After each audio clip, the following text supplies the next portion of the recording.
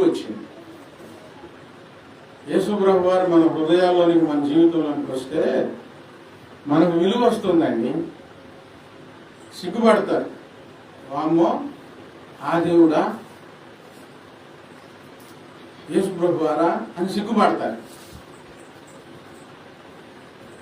చిన్నప్పుడు ఊహ రాక మునుపు, యవ్వనం రాక మునుపు, చిన్నప్పుడు బైబిల్ చదువుకున్నా, ప్రార్థన చేసుకున్నాను, సిగ్గు లేదు, భయం లేదు యేసుప్రభు వారంటే.